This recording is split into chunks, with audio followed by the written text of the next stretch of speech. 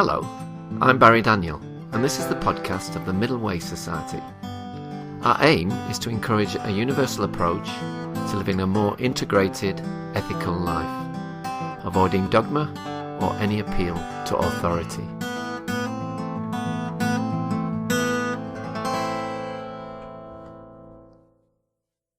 My guest today is Peter Goble, one of the founding members of the Middle Way Society, and he's here to talk to us today about a little bit about his life, his work as a nurse and a Buddhist chaplain, and also his interest in Buddhism and why he joined the Middle Way Society. So, hello Peter, welcome to the MWS Podcast. Hello Barry, it's very good to speak with you.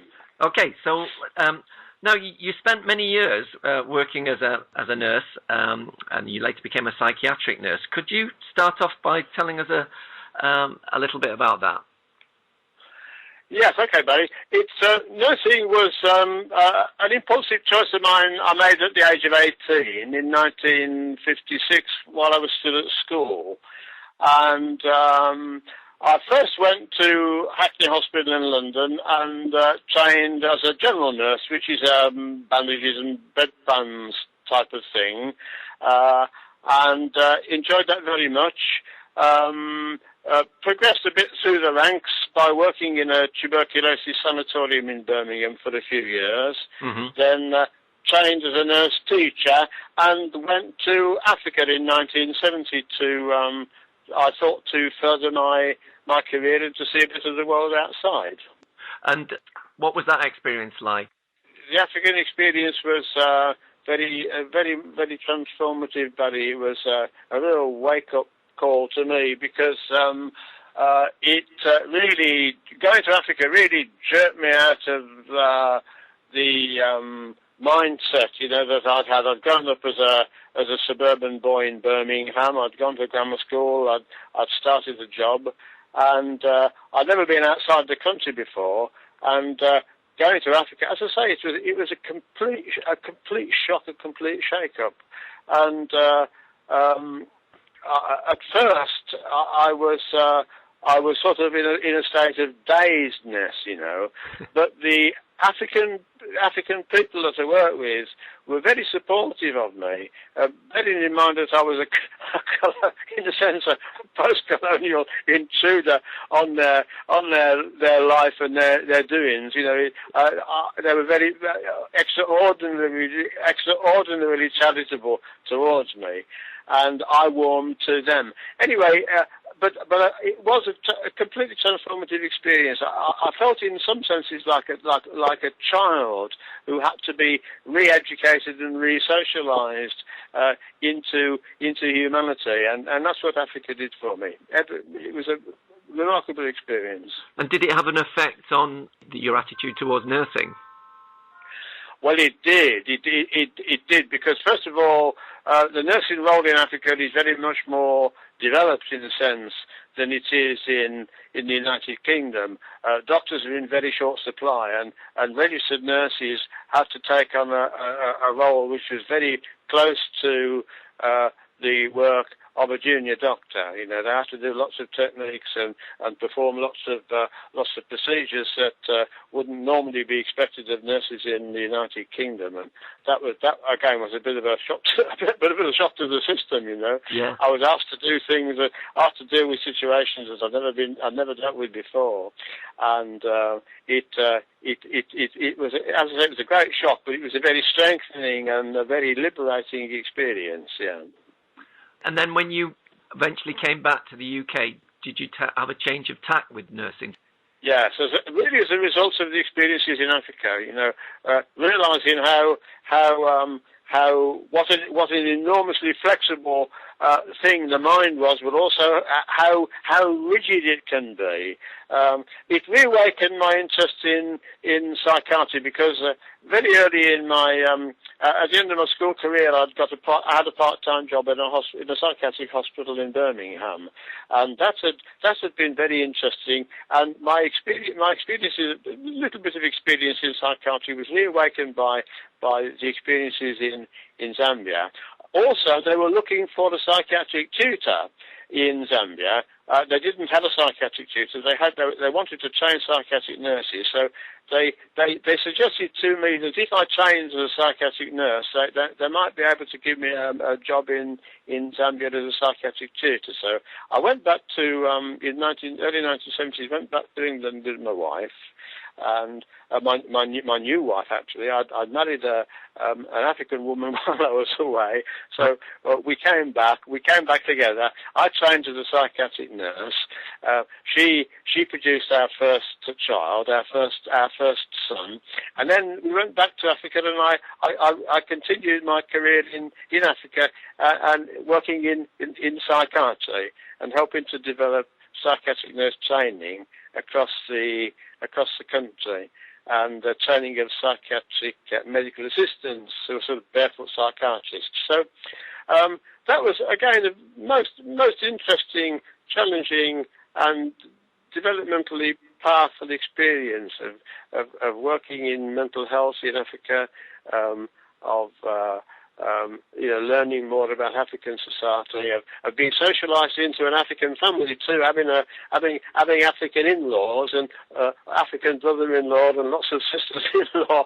That was an enormously powerful and helpful experience to me that changed my life completely. Okay.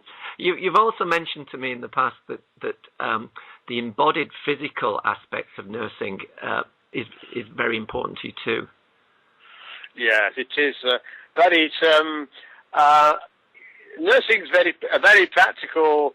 There's a technical side to nursing, but at its heart, nursing is an embodied profession. You know, the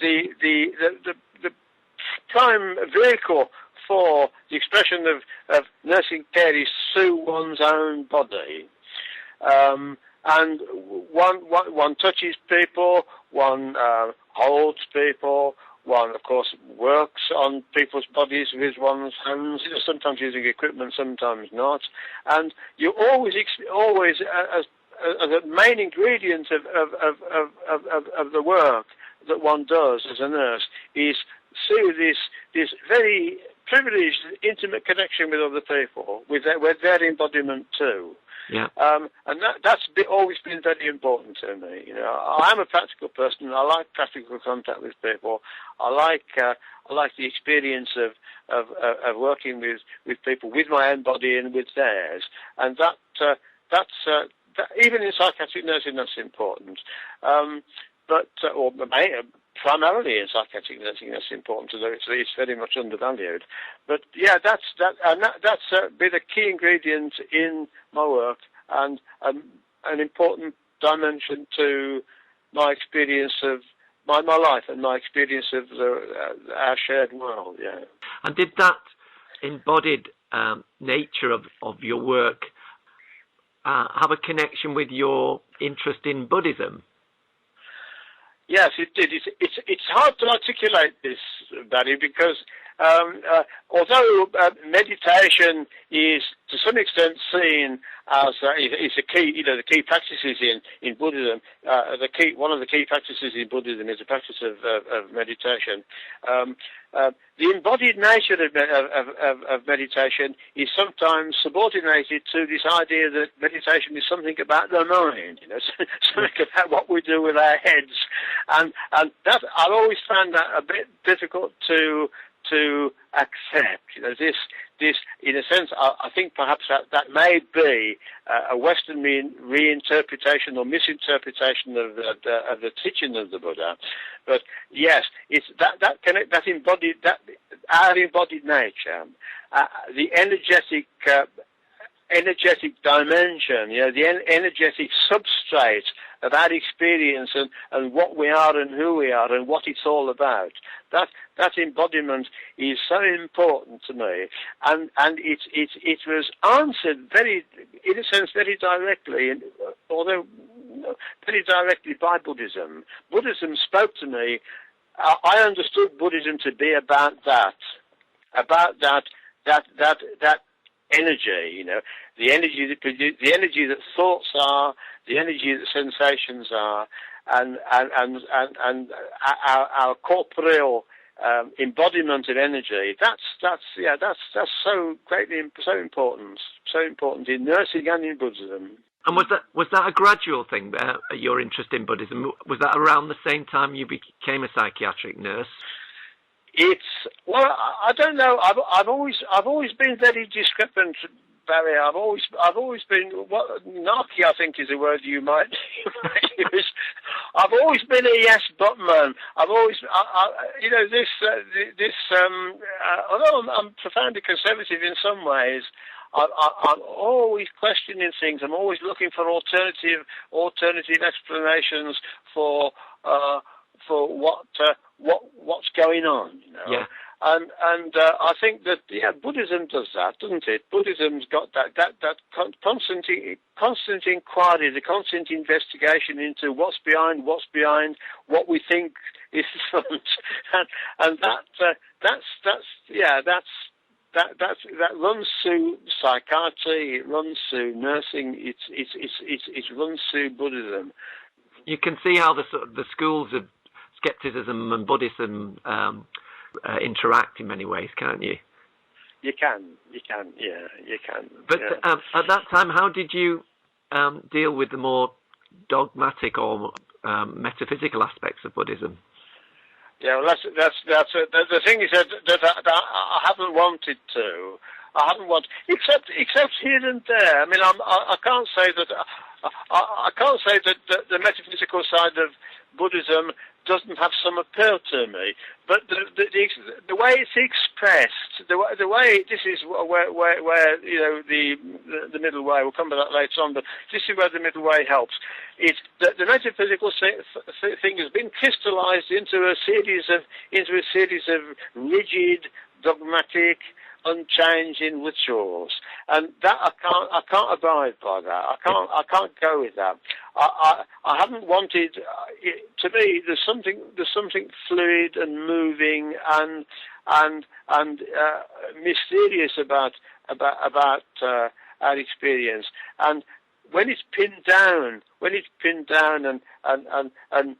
chanted and things like that, I can't deal with it. I don't want it really. So yes, I think I don't confess this to many people because everybody. The less I call myself a Buddhist, sometimes I'll say to people, I'm not really a Buddhist like other Buddhists, and I've never taken refuge, and that is, people say, well, you can't be a Buddhist then. You can't be a Buddhist unless you've taken refuge. To be a Buddhist, you have to take refuge. If you haven't taken refuge, you haven't shown commitment to Buddhism. If you haven't got commitment to Buddhism, then you can't be a Buddhist. But I can't, as I say, I think, well, if that's the case, then I'm not a Buddhist. But then everybody says I am.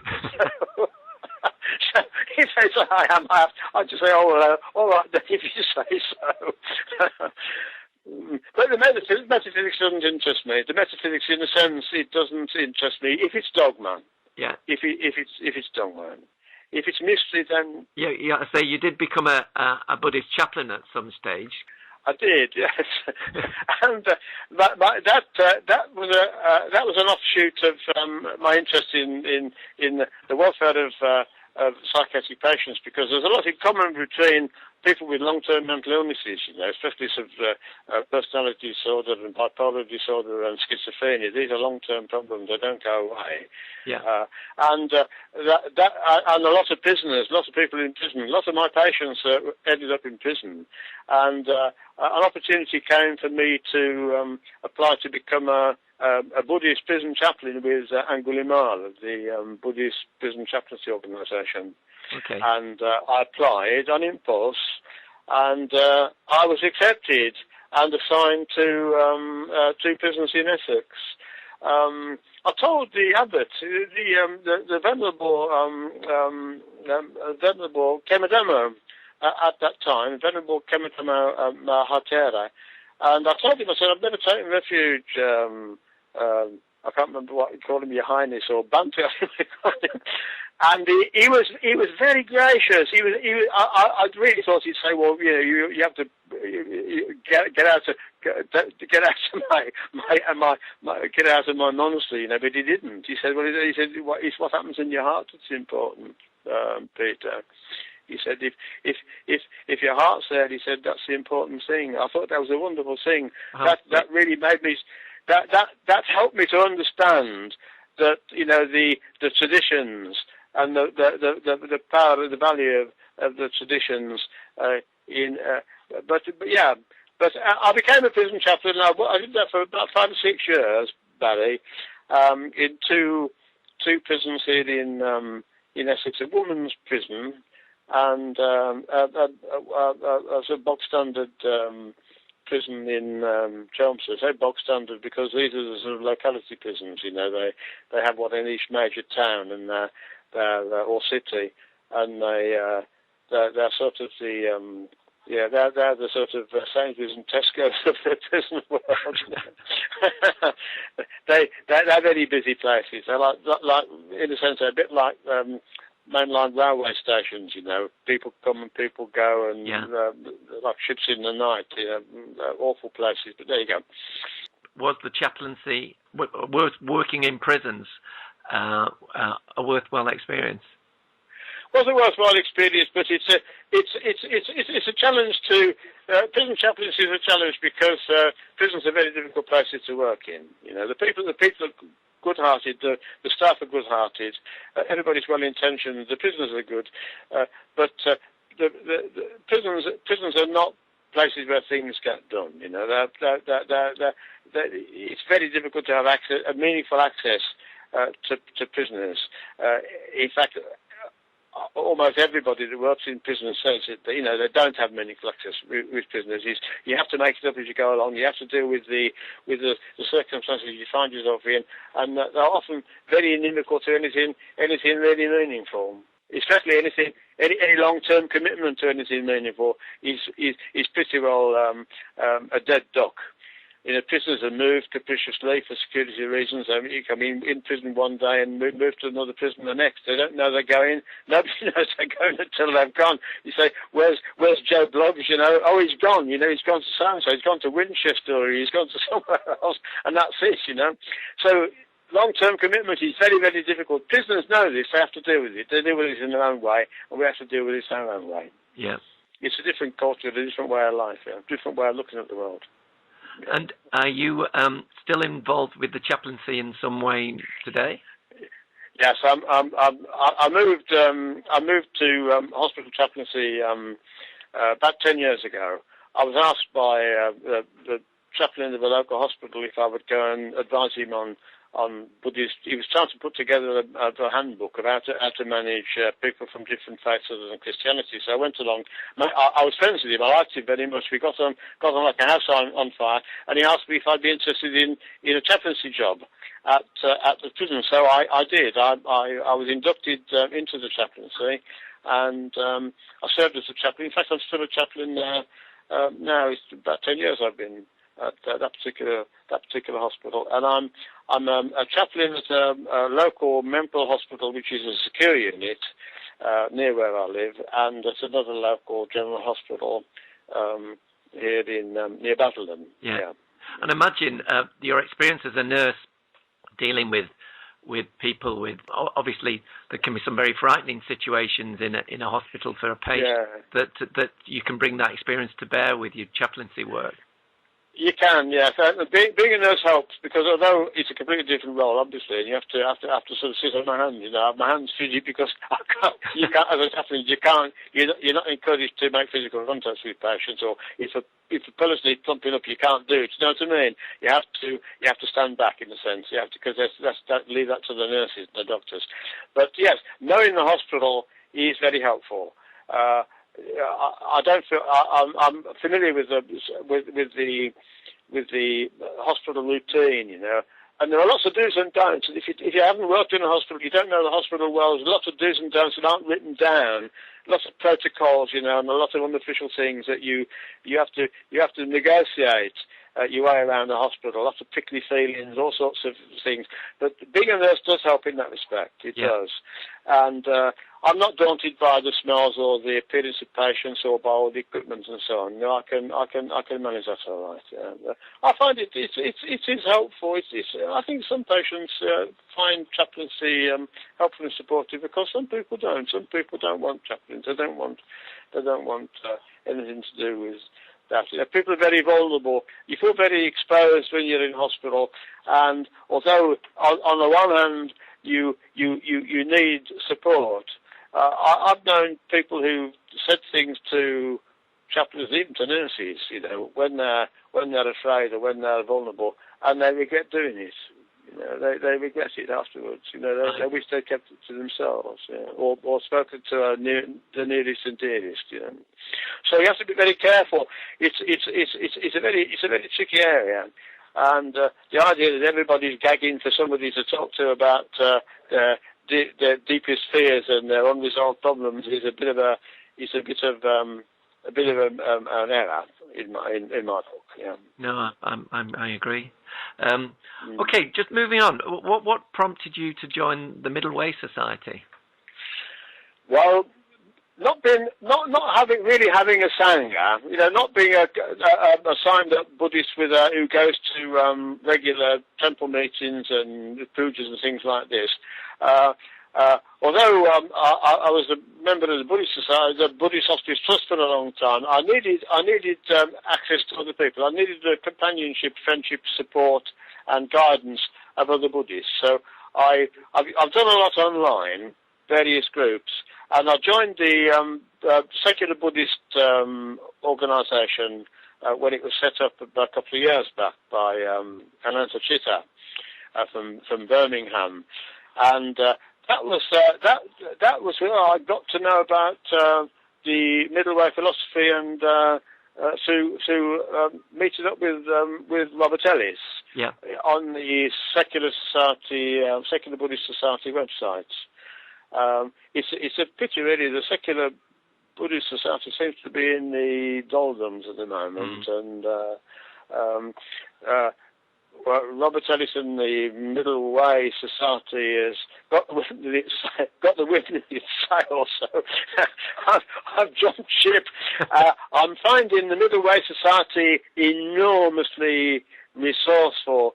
It is really the answer to my prayers is perhaps the wrong metaphor, but this is something I needed to know. I needed to meet a long time ago, and I'm very, very grateful and pleased that I've come the way of the Middle Way Society and revisited the Middle Way, the Buddha's teaching, in a way that meets my needs and meets contemporary needs, and is written in an idiom that makes absolute sense to me. Although I'm still learning, but this is my milieu. This is something that I think as its day has come.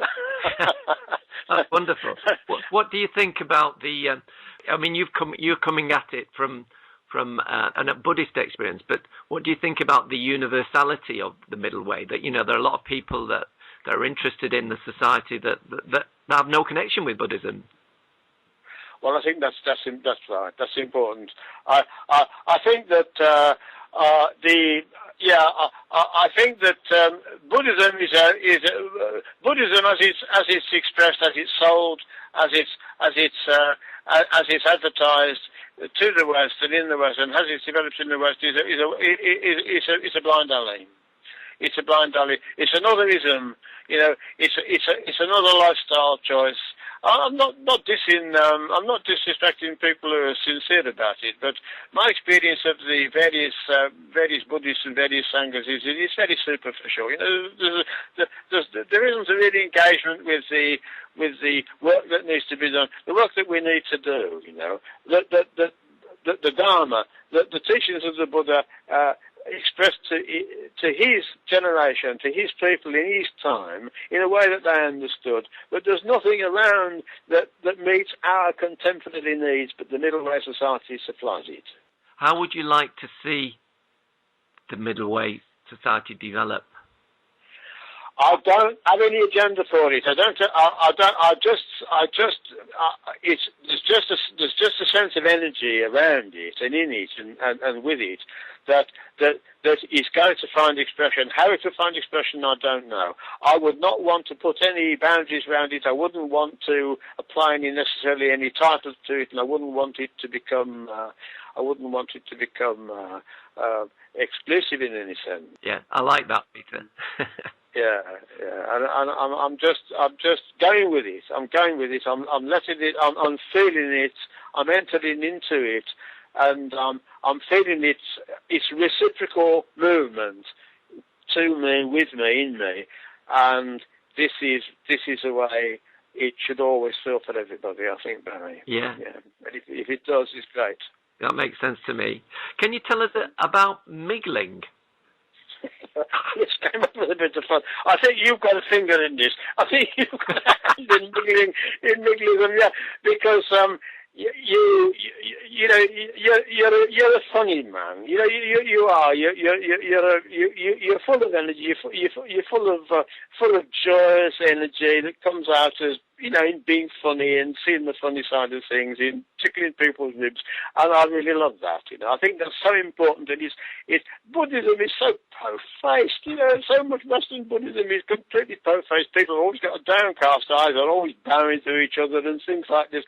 But no, Buddhism is fun, but it's important. I think we all agreed, didn't we, that we needed a word that expressed what we're doing that didn't dispirit or discourage people. And miggling floated to the surface.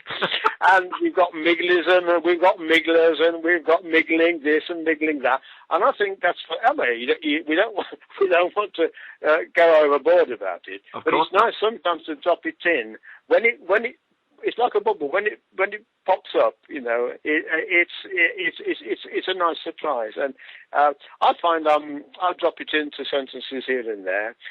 It just emerges. It just seems the right word to use. Yeah. And I think it's great. And I've had great encouragement from you and enormous encouragement from Robert as well. Yeah. And I like that. Robert, as you know, is going to call his new book "Migglism." So I'm very pleased about that, and I imagine you are too. Oh, I'm delighted, and I feel enormously in not just in the words, but in the approach that everyone has taken. There's a sense of fun in it. Okay, it will have its day. It may subside. Things go through cycles, and so be it. But at this time, a bit of effervescence, a bit of energy, a bit of unruliness is not amiss, Barry. I know you. I think you'd agree. Yeah. Okay, just one last question, Peter. It's obvious from your comments and posts that you really enjoy the written word, and to my mind that you are a great communicator and employ the written word with great skill. Is it something you've always been drawn to? Yes, I've always had the gift of the gab. There's no doubt about that. It's a double-edged sword. It can be a hindrance. Sometimes I'm very pedantic, Barry.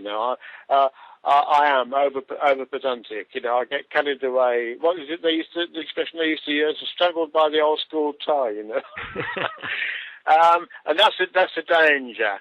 And I need to keep an eye on that. But yes, I do like the written word. I also like drama, Barry. Yeah. Drama. Drama and the dramatic. Acting on stage and acting things out, impromptu things. This sort of psychodrama sort of thing. Yeah. That's always had very great potency for me, and drama has figured at many of the crucial points, the crisis points or points of new departure in my life. Drama has often played an important part. But the words, drama, Shakespeare, poetry, all that is it's all good stuff. All good stuff. I love it. Okay. Thanks for your kind words. Yeah, you're welcome. Well, thanks for talking to us today, Peter. It's been a lovely experience, and I'm just looking forward to carrying on interacting with you on the site and within the society. And Barry, you're a wonder. And thank you for your great catalytic skill, your great skill in facilitating and enabling us to talk about the things that's important to us. Thank you very much, Barry. Thank you.